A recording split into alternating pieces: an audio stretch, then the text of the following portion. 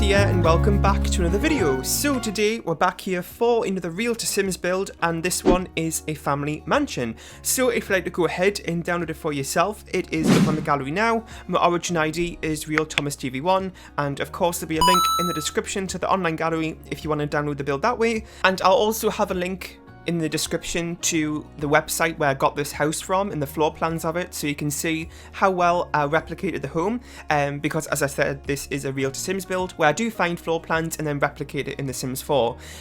Now this one has been a bit of a struggle, and I know it has been a little while since I've done an actual speed build video on the channel because I've done a few eco lifestyle videos recently. So this build actually started on, let me just check the file, the 16th of April, so that's kind of a long time ago now, and I just had so many problems with this build. So there's a couple of reasons why. First being that this is kind of a very big Real to Sims style build for me. As you know, I do a lot of one story, kind of more simpler kind of floor plans to follow that I replicate. So to do like a mansion style one, and to have it 2 stories as well, and then to add on to that, make it even more difficult, it does have a diagonal too. So that's kind of the first part of it that made it really difficult. But then I actually had a problem with my game itself, and there was something, I don't know if it's this lot or because I have a diagonal and there's like something conflicting, but my game would crash every time I try to do something on that diagonal where the garage is, and I don't know what was causing it, but I did get some tech support on that, and I did manage to resolve it. So what I had to do was actually move this build to the other 40x40 lot in Brilton Bay. So originally it's where the Delgado household is, kind of like on the coastal side, and now I've moved it to the more countryside of Brilton Bay. So talking of the details about the build, like I said, it's built on a 40x40 lot. It has 6 bedrooms and 5 bathrooms, and it came in at 313,643 simoleons. And then since today's build, I haven't done like an actual build in a little while. I thought that I wouldn't kind of restrict myself too much on the pack usage today, so there is actually quite a lot of packs used. So if that's a problem, then you can go on the gallery, and where it has the pack icons, just kind of click on them and it'll tell you what items are used from that pack. So for example, Get to Work, all I used was a bookshelf. So if you don't have Get to Work, then, you know, it's not going to be a problem. You can just replace those bookshelves for another one. So I really love how this build turned out, and as you know, I do a lot of mansions on my channel, but recently I haven't done as much of those, and just builds in general, I haven't been uploading as much as I usually do. So it was nice to kind of go back to my roots a little bit and do a bigger build. Now, you know, the word mansion, I don't know if you would class this as a mansion. It's kind of hard to decide, and sometimes, you know, I kind of struggle to decide if a build would be classed as a mansion, because, you know, if you do something on a 64x64 lot, then yeah, that's a mansion. But I've also done a mansion on a 40x30 lot as well, and I class it as a mansion there because it has a high number of bedrooms and bathrooms. So this isn't quite like a really big lot, but it's also got quite a lot of bedrooms and bathrooms in it, so that's why I decided to call it that. But I think at the end of the day, it doesn't really matter that much. So I'm just working on the exterior here, and this build in total I think took me about nearly 2 hours to do, so not too bad. And I actually really love the style of this build. So it kind of has that, you know, traditional Thomas TV style that I usually do, like the traditional family home style. So it's got a bit of that, and it's also got quite a modern interior actually. I wouldn't say it's ultra modern, but it's definitely got some more updated, modern looking things in it, I suppose, and styles of how I've furnished it. And then there's also some kind of influences from the more traditional side as well, so it's got a combination of both, and you'll see that as we get onto the interior. And then I did actually do a few personalised rooms today. As you know, I tend to just prefer to do my bedrooms neutral, so you can take any sim you have and hopefully it'll fit the build that I've made. But, you know, every once in a while it's kind of nice to use colour in a build and make kids' rooms or whatever. So I did do a toddler room today. It is actually fairly neutral. It's got like an orange colour scheme going on, and I didn't really think of a particular sim that would live there. It's fairly neutral still, but, you know, a bit of colour. And I also did do a teen girls room, I believe, and also in the basement there is another room which has a slight personality to it. Sometimes I won't, like, when I say personality, sometimes I do, lots of activities like for a sim that really loves music or something, but then also it might just be the case of including more colour that gives it a bit of personality. So that's the case for today's rooms. And then I actually really love the master bedroom in this build. So kind of what I've noticed a lot with these floor plans is that the master bedroom and the master suite, I guess, of the homes on the floor plans that I look at take up quite a bit of the house, and that's actually the case here. So upstairs, the master bedroom is massive, and it has its own fireplace, a huge walk-in closet, and also a huge big master bathroom over the garage too. So it really takes up a lot of the space upstairs. But like I was just saying before, there is a basement in today's build, so there is a kind of a music room down there with like a karaoke machine and also a keyboard. And then I did go ahead and put another 2 bedrooms and 2 bathrooms down there too. And also, the really good thing about including a basement in a build is that if you download this home and want to expand it on the when you have more Sims or whatever, and during your gameplay and you need to add more rooms on for whatever reason, then you can do that really easily with there being a basement, because it doesn't matter too much about where the floor plan is and kind of how it's looking, because it doesn't really matter anyway. So we're just working on the interior now. I wasn't kind of too sure what I wanted to do for the kind of wall coverings and the flooring kind of combination for the main part of the home, but I did go very neutral here, so white walls and kind of this grey wooden flooring from Get Famous, I think it is, but I think that's fine. I kind of like the grey look. I think it's kind of in right now at the minute anyways in terms of interior furnishing. I know one of my neighbours is kind of redoing their whole house grey pretty much, and I actually redid my room in November last year, as you've probably heard me say before, but I used to have blue walls, but now I have grey, so I think it's a nice thing, and it kind of has a modern aspect to it as well, which I was going for today. And I really love this kitchen actually. As you can see, there's kind of like a room that goes behind the kitchen counters, and that's actually just an extension of the of like that, just the kitchen. So originally I think on the floor plan that was supposed to be a pantry, but in The Sims 4 there isn't really any use for that. And the kitchen itself, there wasn't really that many appliances or enough counters to put stuff on, so I thought that would be a really great extension and kind of make that into just an extension really. I don't know what word to describe it, maybe like a utility room, or even like a chef's kitchen, because in those big houses they have like a smaller kitchen for the chefs to go into. That could be a really good room for that if you have some fancy Sims living here. There is like a small breakfast table, as you would have saw, and then the main dining room through there with a bar as well. And then there is the living room here. Now, the living room, I would have wanted it to be a little bit more bigger than what it actually is.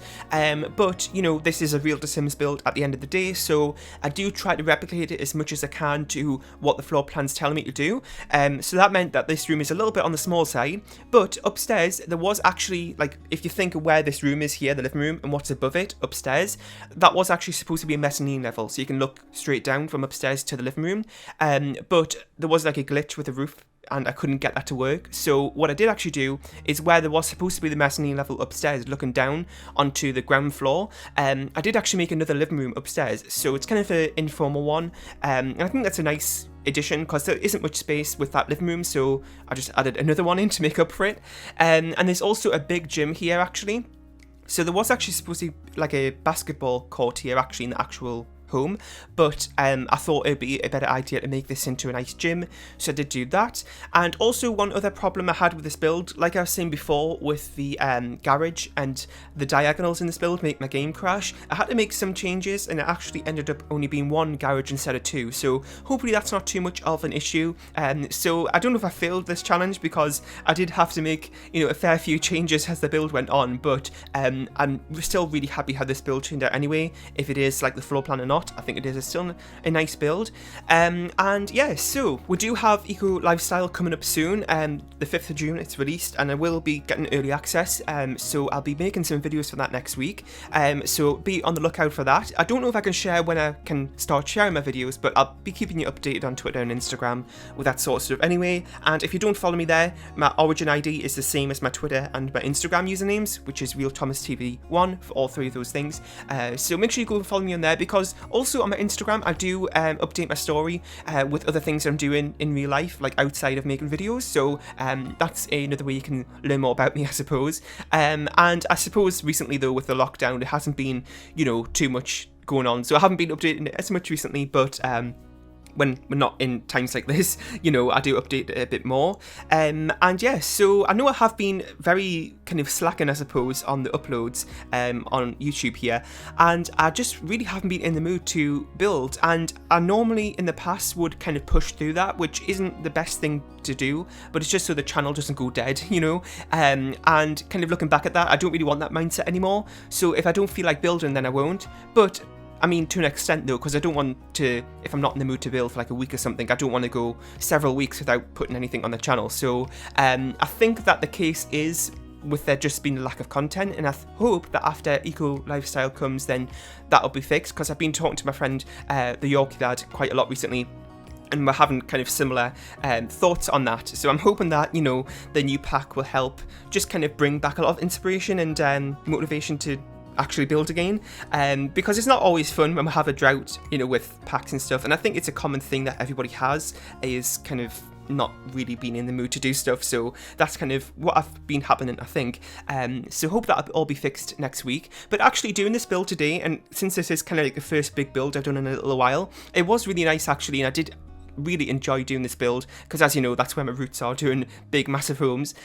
So this is the master bedroom here, and as you can see, it is pretty big, and it is actually kind of so big that I did have some problems in actually filling up that space. There was kind of like a big sort of empty space in the middle of the home that I wasn't really too sure what to do with, but I did make it work in the end. And I think that's something that a lot of people have, is like they have a big empty space in the middle of a room and then they don't know what to do with it. So sometimes I'll put a divider, sometimes I'll kind of make it a little seating section in the middle, sometimes I'll just put like a dining table, like one of those fancy ones, and put like a nice planter on it, and then sometimes I don't know what else, just put a rug, I suppose, is another option. So this is the master bathroom here, and there was a lot of diagonals in this build, which made it a little bit difficult, especially when it comes to placing counters. As you would have saw, it kind of has a weird lighting glitch most of the time.